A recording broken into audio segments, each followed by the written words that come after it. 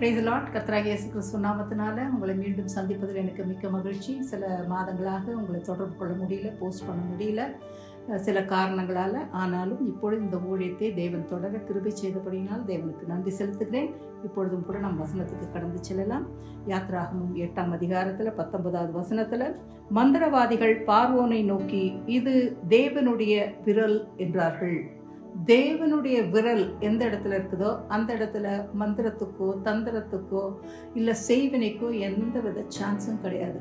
எகிப்து தேசத்திலிருந்து இஸ்ரவேல் ஜனங்களை தேவன் கொண்டு வரும்போது 10 வாதைகள் அந்த இடத்துல அவர் செய்து காமிக்கிறார். பார்வோனுடைய மந்திரவாதிகளும் மந்திரத்தினால அதே வாதைகளை செய்து அவங்க காமிச்சாங்க. ஆனால் அதை திரும்பி அவங்களால தடுத்து நிறுத்த முடியல. ஆனால் மோசே ஜெபம் பண்ணின போது அந்த வாதைகள் எல்லாம் நிறுத்தப்பட்டது. இப்பொழுது மீண்டும் மோசே பார்வோனிடத்துல கேட்கிறாரு, என் ஜனங்கள் என்னை ஆராதிக்க என் ஜனங்களை விட்டு விடுன்னு. அப்போ கூட அவர் கேட்குற மாதிரியே கிடையாது. அந்த வேளையில் கர்த்தர் சொல்கிறார், உன் கோலை எடுத்து பூமியின் புழுதியின் மேல் அடின்னு சொன்னபோது அடித்தபோது பூமியின் புழுதி எல்லாம் பெண்களாய் மாறிற்று. இப்போ மந்திரவாதிகள் எல்லாம் ரொம்ப ட்ரை பண்ணுறாங்க, ஆனால் பெண்களை அவர்கள் வர வைக்க முடியவில்லை. அந்த நேரத்தில் மந்திரவாதிகள் சொல்லுகிற வார்த்தை தான் சாட்சியாக இது தேவனுடைய விரல்.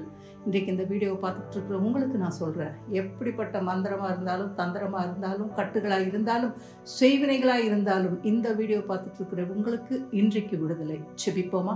எங்களை அதிகமாய் நேசிக்கிறதான எங்கள் ஜீவனுள்ள நல்ல தகப்பனே, மந்திரத்தினால கர்த்தாவை கட்டப்பட்டு பைத்தியமாய் மாறி சொத்துக்காக மந்திரத்தை செய்து அவர்களை பைத்தியமாய் விட்டு குடும்பங்களை பிரிக்கிற மந்திர தந்திரங்களை செய்து குடும்பத்திலே பிரிவினையின் ஆவியை கொண்டு வந்து செயல்படுகிற எல்லா மந்திரத்தின் கட்டுகளையும் இன்றைக்கு இயேசுவின் நாமத்தினாலே கட்டவிழ்த்து விடுகிறேன்.